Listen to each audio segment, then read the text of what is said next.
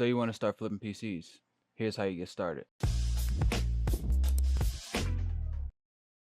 Before we actually get started, I want you to know this isn't a get-rich-quick scheme. This process takes patience, and you'll have to take time to understand your local market. I'm still fighting with that myself. But let's get started. First thing you want to do is check your local marketplace and see what's being sold and if PCs are being sold at all. This will give you insight on what's being sold and for how much. Depending on where you live, this will determine your competitors, the market, and if PC flipping is even worth it. And from there, if you decide you want to be a flipper, here's what's next. You want to make sure you have the proper tools to get started, which is a screwdriver. I prefer an electric one like this one from Amazon, but any old screwdriver works. If you can, get a magnetic tip, because the screws are usually very small, and if you drop them, you're never seeing them again. Next, you want to make sure you have a designated workspace. I got this table from Amazon, but any clear table or clear surface will suffice. Even the floor, but do not build on a carpet. And the last item you'll need is a USB thumb drive. This is just to install Windows once you finish putting your build together. Now that you have what you need, it's time to start the part search. When flipping PCs, you usually want to shop for used parts. I use Average Finder to make sure I don't overspend on parts. Simply type in a product, select your region, and scroll down to see the results. Facebook Marketplace is where you should start, but if your area is barren, eBay is your next best bet. I mainly shop for graphics cards, processors, power supplies, and motherboards. For cases, I use Newegg, AliExpress, or Amazon. Amazon and Newegg have quick deliveries. AliExpress has cheaper cases, but sometimes it can take weeks to arrive. Speaking of AliExpress, they tend to have steady prices for CPUs, and that's usually a reliable source for CPUs, unless you can find one locally or on eBay for a better price. Alright, now let's talk about each part, starting with the graphics card. Deciding exactly which graphics card is pretty easy. NVIDIA. They sell the best because they're most recognizable. Although you get more bang for your buck with AMD, the average buyer doesn't know that, but they do know about NVIDIA. Try to find 1660 Supers, the 8GB version. As long as you stick to 8GB GPUs, you'll be fine. 6GB works, but 8GB give you the best performance for 1080p gaming, which is what most gamers play. Next, we're going to head over to the processor. My go-to processor is the Ryzen 5 3600, but you can always go for a Ryzen 5 5600 if you want to try to improve the performance of your PCs. Be sure to use Average Finder to make sure you aren't overspending. Alright, now CPU coolers. Coolers go for about $20 on Amazon. This ID cooling cooler works, it's my go-to. They have both black and white. Also, Thermalright has the same cooler for about the same price and colors. So it really depends on the color of your build, whether it's black or white. Alright, now power supplies.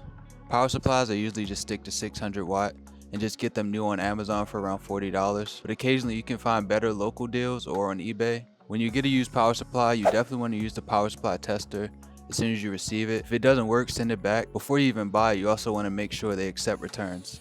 Alright, now we're getting into the storage. Storage is pretty simple. I usually go 1TB or 512GB M.2s, but mainly 1TB to ensure the best experience for gamers. More SSD space is always good. Alright, now for motherboards.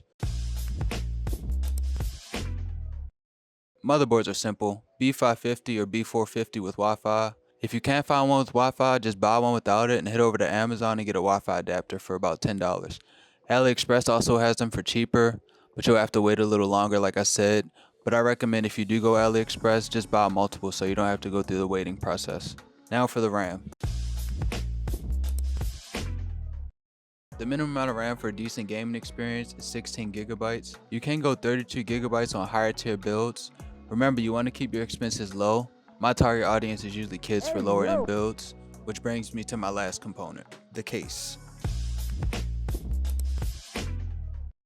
Your best bet is RGB fish tank cases. They're simply eye candy. I mean, look at this one.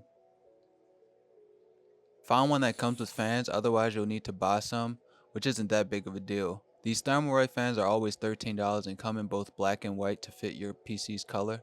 In my experience, white PCs sell better, but that's just my opinion. Figure out what works for you. Alright, now slow down. Throughout purchasing your parts, you want to keep track of how much you're spending. So I recommend using the Google spreadsheet because it's free, but I use Excel because I have a subscription. You simply add your parts, add your price, and it simply comes up at the bottom with your total. This is how you figure out how much you're spending on parts and how much you want to sell your PC for. Next, I want to talk about parts that aren't necessarily necessary, but they will make your life easier. Recommendations are thermal paste, extra screws, these magnetic bends, a power supply tester, cable cutters, microfiber cloths, and a 99% alcohol spray bottle. Like I said, it'll just make your life easier, trust. Once you finally get all your parts, it's time to put your PC together. And if you don't know how, soon I'll be dropping an in-depth guide on how to build a PC. Now, once you get all your parts, you want to make sure you clean all used parts. Simply take a Q-tip or microfiber cloth and clear away any old thermal paste or dust. Do not be like me in this one video. I got caught red-handed forgetting to clean a CPU. It happens. But don't let it happen. After everything is in the case and it powers on, it's time to set up Windows. Here's where you take your thumb drive, go to Microsoft's website, find either Windows 10 or Windows 11 and download the install assistant.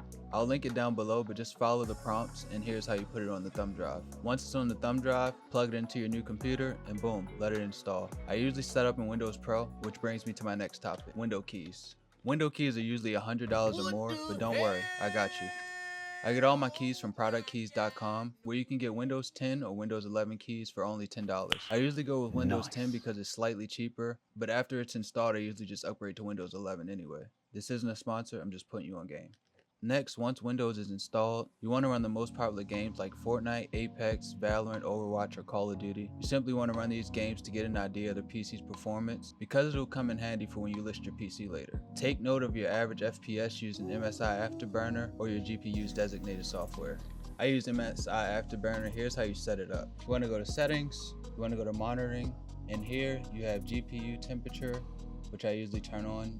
You just simply click show on-screen display, then I scroll down, same for CPU temperature, and I scroll down some more, down to average frame and frame rate. You also want to make sure these check marks are clicked, otherwise it won't show up. When you click that, you want to hit, like I said before, show on-screen display, then you apply. And here, when you open the game, it'll simply show everything that you checked. After MSI Afterburner, I run OCCT to ensure that all the parts are working fine. I usually let this run for an hour, and then when it's done, just make sure there's no errors. Once everything's together and benchmarked, you want to take high quality photos. If you have a camera and photo editing experience, that's great, but if you have a phone and good lighting, that'll work too. Finally, the last step, posting your precious PC. In order to get the price, you want to look at your Excel sheet, see what the total is, and usually shoot for around a 30% gain. For example, if a PC is $100, you want to sell it for at least $130 to make 30%. Usually the lowest I'll go is 20%, but that gives you room to talk up or talk down. The next step is the hardest step, but the best step. You wait. If you post on Facebook Marketplace, ensure that you renew your listing every 7 days. I usually just delete the listing and then repost it. If you use OfferUp, they have a subscription service that kind of pushes your product more, but I usually just stick to Facebook Marketplace. Make sure you answer quickly to possible buyers. Sometimes you'll get crazy trade offers, like this one time I got a trade offer for a bike, but you can either reply no trades or just don't reply at all. As I said before, this isn't a get-rich-quick scheme.